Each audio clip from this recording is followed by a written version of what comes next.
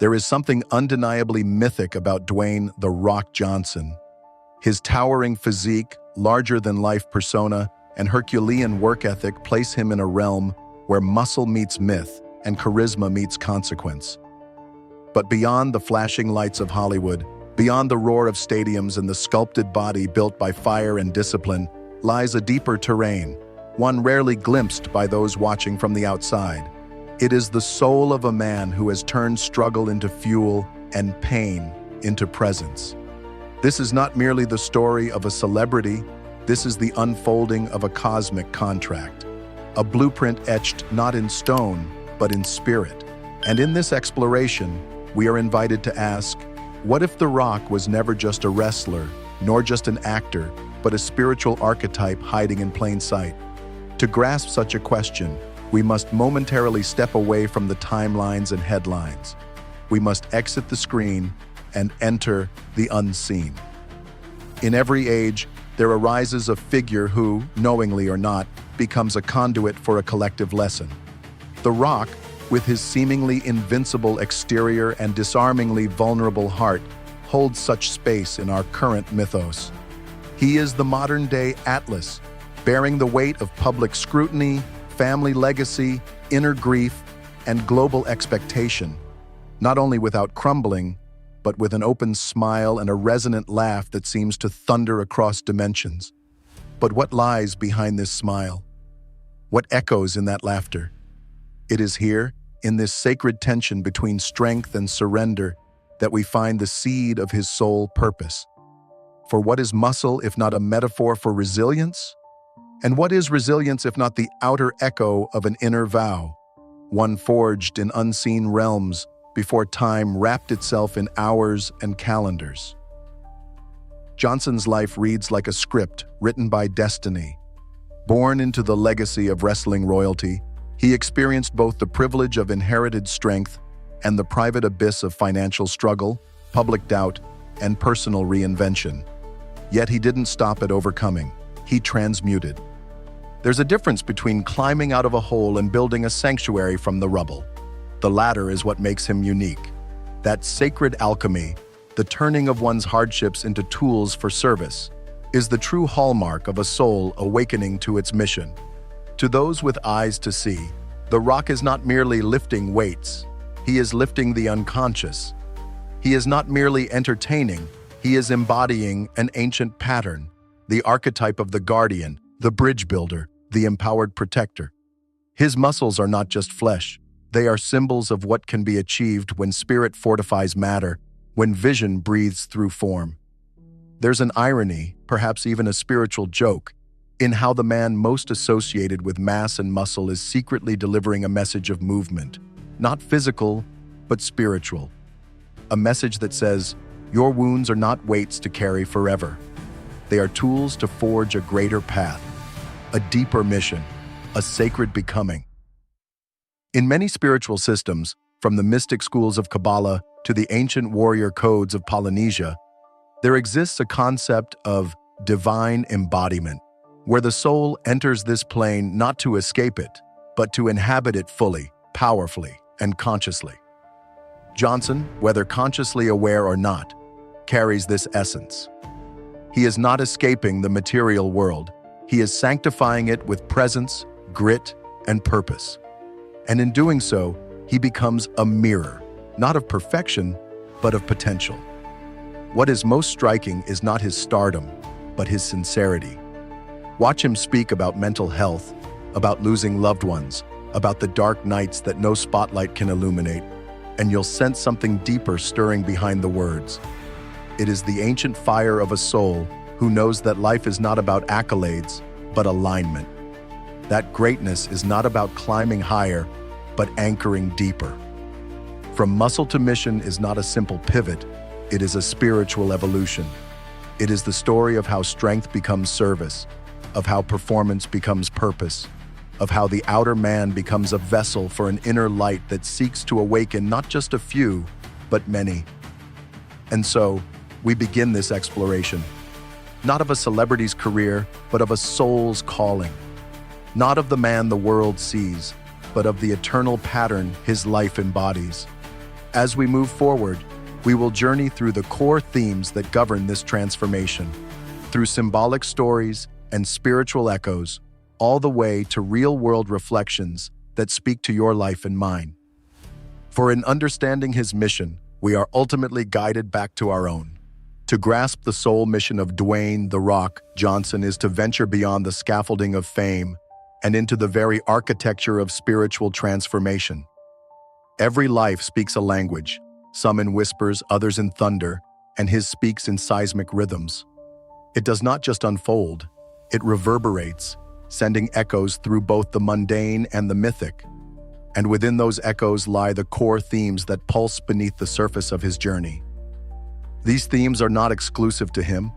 They are universal archetypes, wrapped in his unique form, inviting us to remember what lies dormant within ourselves.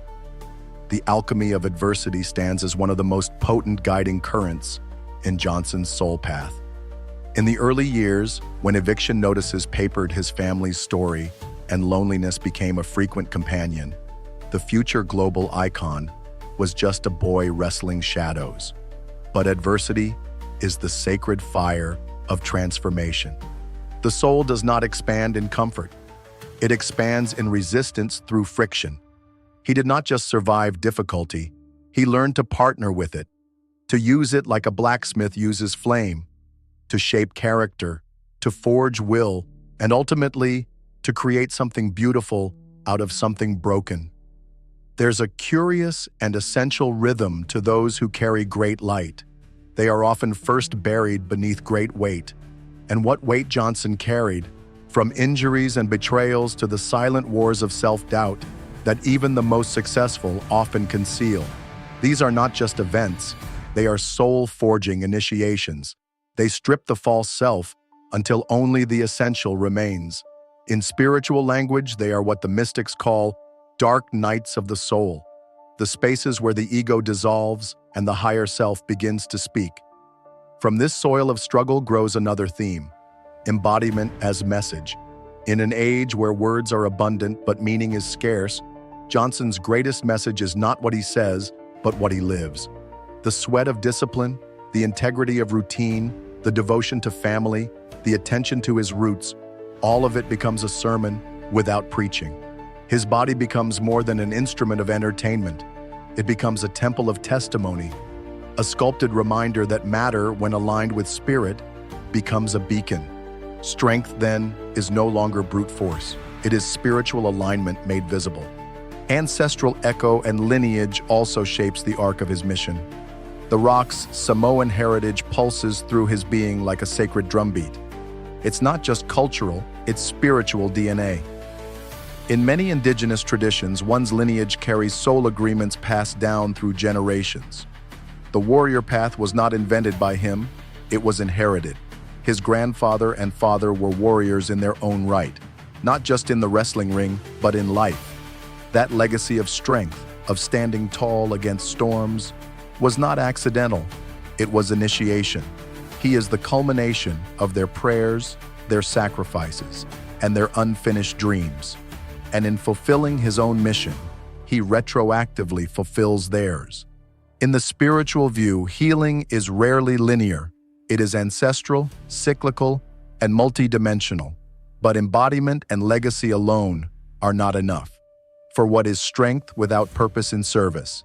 Here lies the most radiant shift in his arc, the pivot from self-mastery to communal impact. Johnson is no longer lifting weights for personal victory. He's lifting spirits.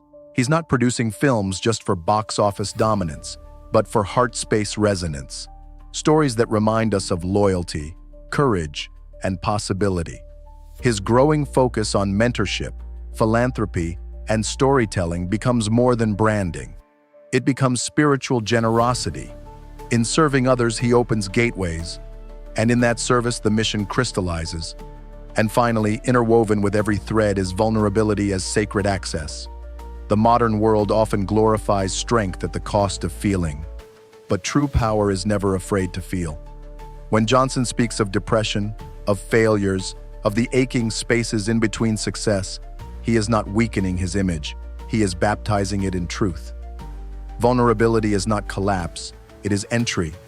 It is how the soul breathes through the mask. And in showing that the strong cry too, that the victorious can still doubt, he creates sacred space for a deeper kind of healing, one where masculinity does not armor itself, but opens itself. These themes, alchemy, embodiment, lineage, service, and vulnerability, are not separate motifs. They are a single vibration, spiraling outward like a sacred mandala, revealing a blueprint not just of a man, but of an era. For we are witnessing the rise of a new kind of masculine force, not one that conquers, but one that anchors, not one that dominates, but one that holds space. The rock, then, is not just a figure of strength. He is a figure of remembrance. His mission is not just his own, it is ours, reflected back to us through his story. And in decoding his soul blueprint, we do not simply learn about him, we are called to awaken within ourselves. There are stories that pass across the screen of life like shadows in motion, easily forgotten. And then there are stories that whisper beneath the surface, archetypal, ancient, timeless. Dwayne "The Rock" Johnson, as a man, lives a life of schedules, training, contracts, and premieres.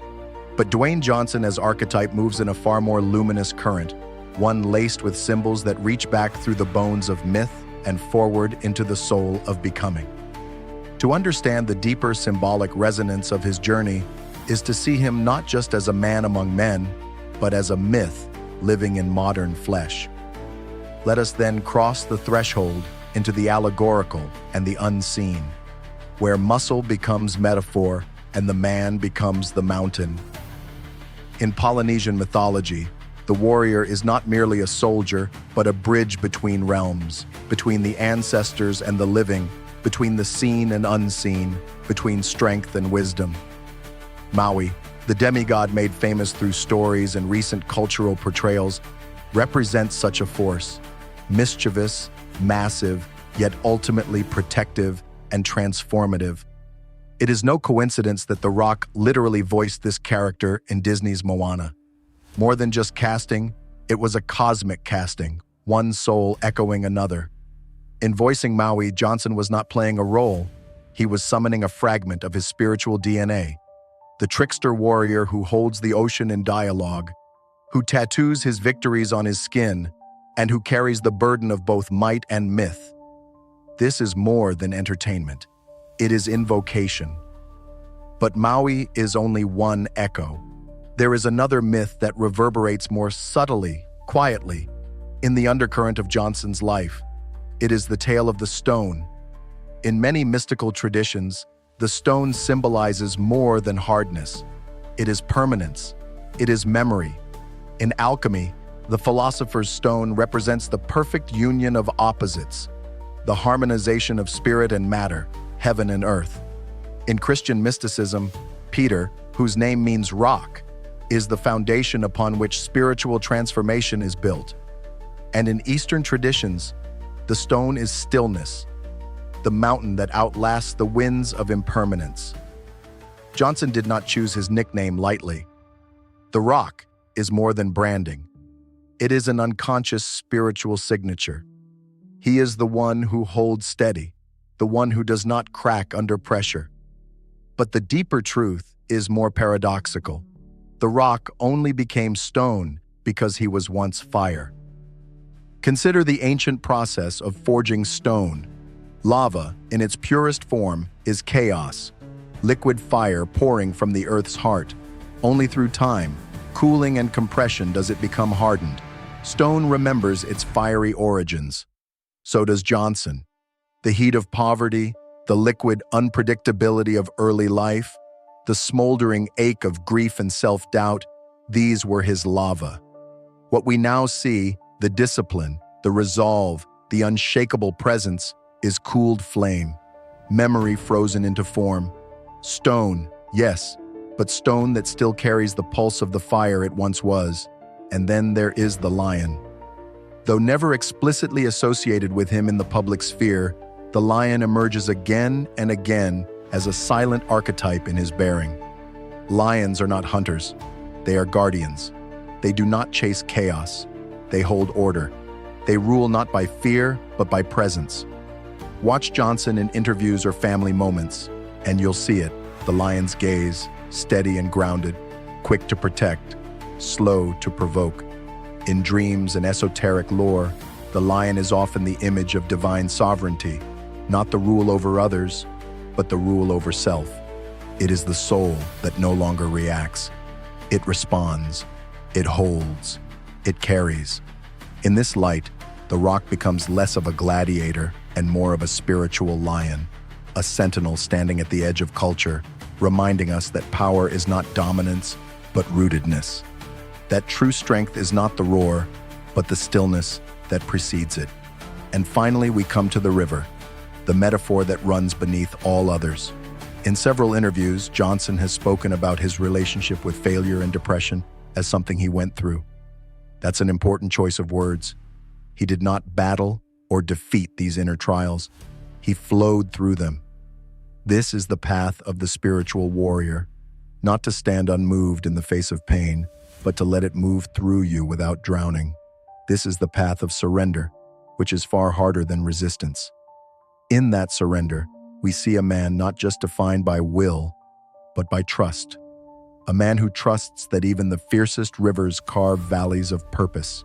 So in this allegorical unfolding, what emerges is not simply a strong man who made it big, but a deeply symbolic being whose life echoes patterns etched into humanity's oldest myths. He is the stone, remembering the fire. He is the lion, guarding the gate. He is the river, trusting its flow. He is Maui, laughing at fate while shaping it. He is the philosopher's stone, where dualities collapse into unity. And through these symbols, he becomes not just someone we admire, but someone we recognize, as if his journey contains fragments of our own. For while we may not stand beneath spotlights or lift iron with ritualistic devotion, we each carry the fire. We each have stone within us waiting to be formed. We each guard a gate that only we can open. So what does it mean, truly mean, for us to witness Dwayne "The Rock" Johnson's journey not merely as entertainment, but as initiation? To regard him not just as a man of discipline, but as a symbol of integration, alchemy, and soul-powered purpose? The answer lies not in imitation, but in interpretation. For we are not meant to become him. We are meant to remember ourselves through him. And this remembrance, if approached with sincerity, has the power to shift how we move through our daily lives. In a world that praises performance over presence, Johnson's embodiment of consistency becomes a quiet revolution. It teaches us that routine, far from being mundane, is sacred architecture. His commitment to physical training is not simply about aesthetics. It's a devotion, a temple he enters each morning. And while we may not all lift iron or maintain grueling schedules, the principle remains: your discipline is your altar. Whatever practice you commit to, be it movement, meditation, journaling, or honest conversation, is your way of reminding yourself and the universe that your life is not chaos, but conscious design. What's more, Johnson's story offers an evolved model of masculinity, one grounded in gentleness, loyalty, and emotional truth without sacrificing strength. This is no small cultural shift. For decades, we've been fed caricatures of manhood: stoic, detached, emotionally armored. The Rock dismantles this with every heartfelt post about his daughters, every vulnerable confession about his struggles, every laugh that breaks the illusion of the invincible man. He gives us permission, men especially, to feel deeply and still be strong, to care openly and still be unshaken. That balance, that union, is what the mystics have always referred to as the sacred marriage of masculine and feminine energies within the self. And what of pain?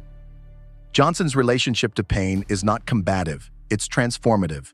He doesn't reject his darker chapters, he builds with them. The failed football dream, the rock-bottom moments of isolation and uncertainty, the pressure of generational expectations.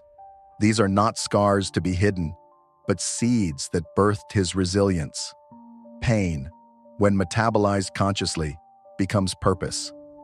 This is perhaps one of the most practical spiritual truths we can extract from his journey, that nothing is wasted. Nothing. Every disappointment is a teacher in disguise. Every closed door is a redirection, not a rejection. But we must be willing to see pain not as punishment, but as preparation. Even his career path is an echo of this truth. From athlete to wrestler, from wrestler to actor, from actor to producer and entrepreneur, each evolution required surrender. Each transition required the death of an old identity. And in this constant shedding, Johnson models something deeply spiritual, the art of ego death without self-destruction. The ability to say, "I am no longer this," without collapsing into fear. In a society that tells us to build a brand and never deviate, he reminds us that your soul is not a brand, it is a becoming. Then there is his humor, oft overlooked as a spiritual tool. The ability to laugh, even in pressure, even in hardship, is not escapism. It's transcendence. Humor, when genuine, is a sign of alignment. It means the soul is not trapped in form, it is dancing through it. Johnson's laughter, his playfulness, his comedic timing are not just personality traits. They are windows. They show us that levity can coexist with gravity, and that even the heaviest truths can be carried lightly when the heart is strong. And perhaps one of the most practical transmissions from Johnson's life is his devotion to service. Not charity for applause, but service as identity. Whether surprising fans, empowering underdogs, or uplifting co-stars, his instinct to give is not performative. It's rooted. It reflects a soul that knows what I've received must be shared, or it calcifies. Spiritual abundance, after all, is not measured by how much we gather, but how much we circulate. So what does this mean for us? It means the gym isn't just a place to build muscle, it's a metaphor for any space in which you strengthen your will. It means your past isn't a burden. It's the soil in which your soul blueprint is growing. It means authenticity is not a luxury. It's a spiritual obligation. It means you don't have to be a celebrity to have a mission. You already are the star of your own sacred story. If we allow ourselves to integrate these lessons, not with pressure, but with presence, our lives begin to take on a different texture. We stop reacting and start responding. We stop hiding and start honoring. We stop surviving and start serving. Johnson's journey isn't asking us to chase success. It's asking us to align with significance. He is, in essence, a living parable, a reminder that beneath the skin of this world, a sacred geometry is always at play. And when we tune into it, when we live not just from muscle, but from mission, we begin to realize that we were never lost, only waiting to remember. In every myth, there comes a moment when the hero stops running, stops climbing, stops striving, and begins remembering. Not remembering facts or figures, but something older and deeper, a forgotten name, a sacred vow, a destiny written not in contracts, but in constellations. And in that moment, the story ceases to be entertainment. It becomes awakening. So it is with the journey of Dwayne "The Rock" Johnson. We have followed the path from his muscles to his mission, from the weight he carries in the gym to the weight he carries in spirit. We have seen how the pain became power, how the chaos became character, how the discipline became devotion. We have listened to the river of his soul as it flowed through fire and stone, carving a trail that others, perhaps even you, may now walk with clearer eyes and a steadier heart. But now we must ask, what do you do with this story? The invitation is not to idolize, but to internalize.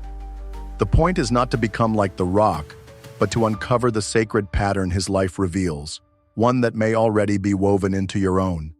You too have fire within you, waiting to cool into something solid and enduring. You too carry an ancestral legacy, perhaps not of warriors in rings, but of silent prayers whispered over generations, waiting to be fulfilled. You too wrestle shadows, stand at crossroads, bear invisible weights, and you too are capable of transmutation. Maybe your muscle isn't physical strength. Maybe it's your persistence, your emotional courage, your resilience in the face of unspoken storms. Maybe your mission isn't global visibility, but intimate transformation. The way you raise your children, the way you listen to a friend in pain, the way you hold your integrity when no one is watching. Each of us is called to become a bridge, to take what we've survived and turn it into something sacred. To become, as Johnson has, a lighthouse in a world that forgets it's lost. But here is the great paradox. Your mission is not something you must create. It is something you must uncover. Like a sculpture hidden within marble, your purpose is already within you, waiting for your chisel of awareness, waiting for you to stop asking what the world wants you to be and to start listening to what your soul has always known you are. This is the deeper truth that glows beneath the surface of Johnson's life. Not the success, not the empire, not even the fame, but the courage to listen to the pull of destiny over the noise of distraction. The courage to serve when he could simply shine. The courage to root when he could simply rise. This courage is not reserved for the famous. It belongs to the faithful, those faithful to their inner calling, no matter how soft it speaks. In a world obsessed with building brands, let us build bridges. In a culture that glorifies doing, let us honor being. In a system that teaches us to climb, let us learn to ground. For the greatest mission is not the one with the loudest applause, but the one that brings the deepest alignment. Dwayne Johnson's journey reminds us that we are not here to escape our humanness. We are here to divinize it, to bring soul into muscle, spirit into action, light into legacy. You may never lift 300 pounds. You may never have 1 million followers, but you can lift the vibration of a room by being present. You can build strength in silence. You can live with the kind of authenticity that makes your life a permission slip for others to do the same. And maybe that's the truest definition of greatness. So the next time you see the rock, don't just see the body. Don't just hear the voice. Look for the myth within the man, the message within the myth. And then ask yourself, not in fear, but in faith, what is my mission? What am I here to lift? Not in my hands, but in my heart. Because somewhere, beyond the headlines and beneath the muscle, a sacred truth hums like a quiet drumbeat beneath your ribs. You are not just flesh, you are fire, cooling into stone, carving a path. You are the mission you've been waiting for.